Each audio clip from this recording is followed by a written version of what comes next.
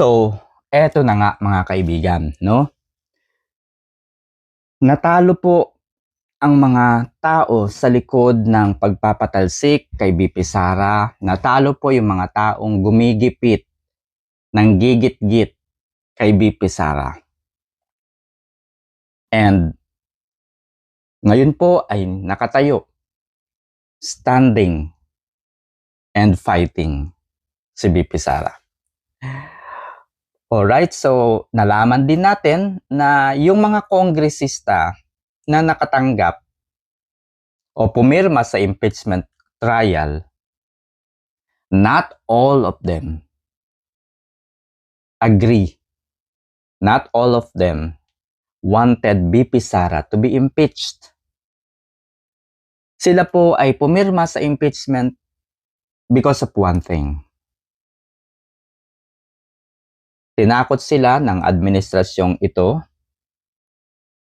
na pinamumunuan ni BBM at ni Romualdez na if they don't cooperate with them, wala silang pondo. Hindi sila mabibigyan ng proyekto. And therefore, wala silang pera, wala silang makinarya sa darating na halalan. Wala silang magagamit na pera pagdating sa eleksyon. Ang eleksyon, kalakaran na po yan. Kapag wala kang pera, kapag hindi ka nagbayad ng tao, kapag hindi ka bumili ng boto, hindi ka mananalo. So, yung 240 congressmen, hindi lahat yan ay nais pong ma-impeach si BP Sara. Yung iba dyan, tinakot. Pangalawa, naging practical dahil sa kanilang pangarap na magpatuloy pa sa gobyerno. Diba? And so, some of them, yung very obvious na sumusuporta sa impeachment, natalo.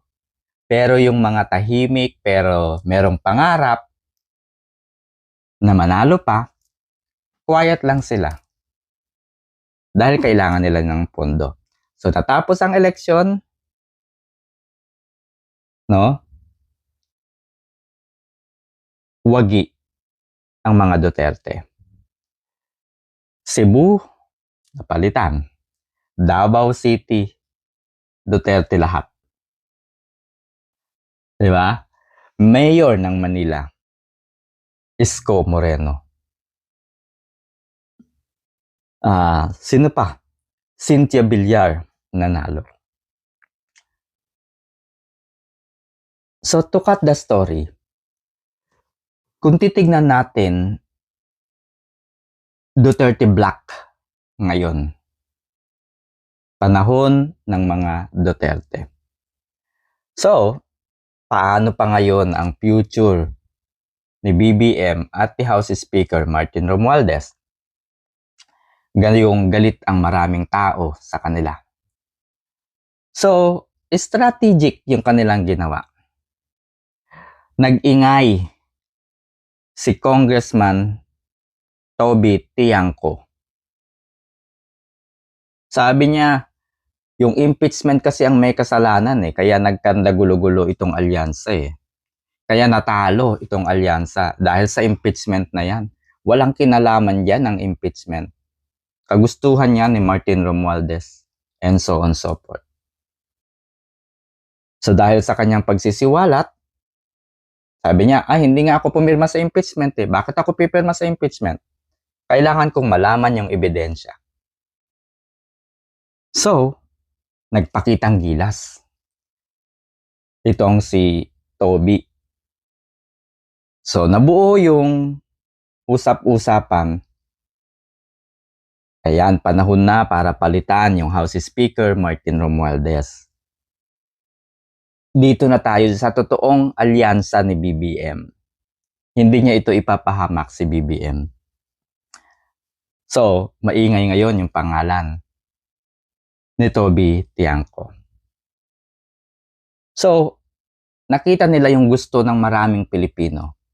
Palitan ang House Speaker. Okay, palitan ang House Speaker. Nag-ingay si Toby Tiangco. Naging malakas yung kanyang pangalan na papalit.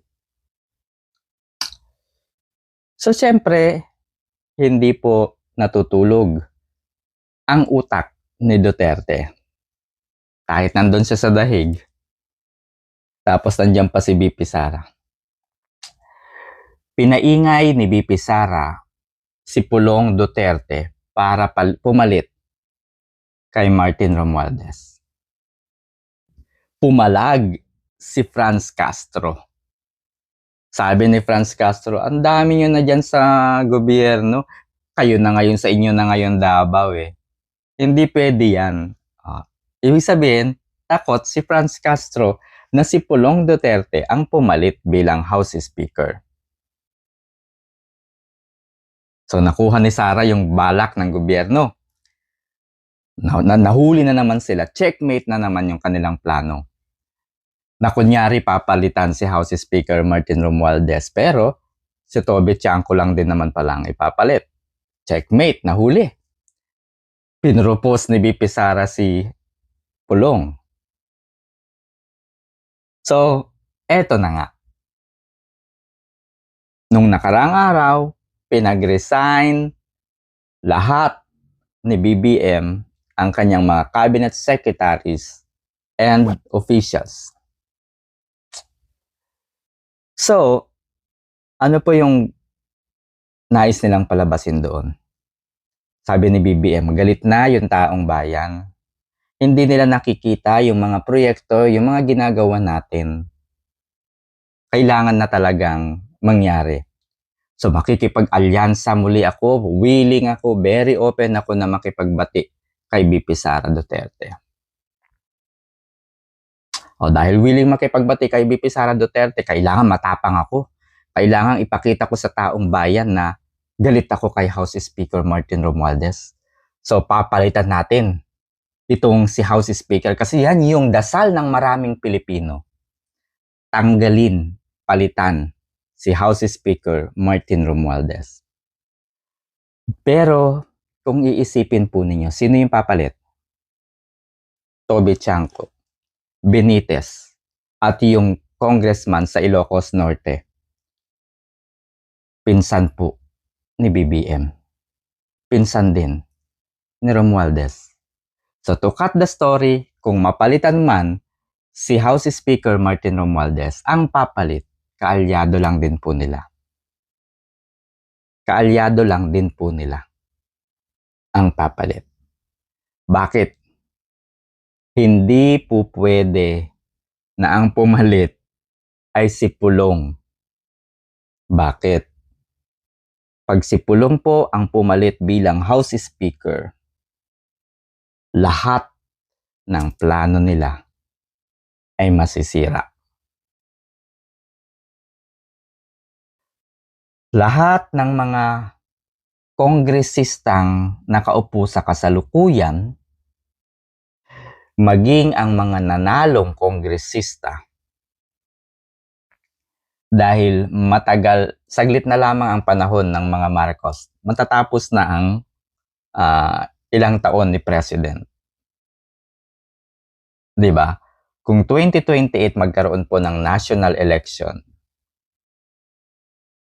at maghari si BP Sara Duterte dahil nga napalitan yung House Speaker in the name of Pulong Duterte, ang gobyerno natin ay pamumunuan ng mga Duterte.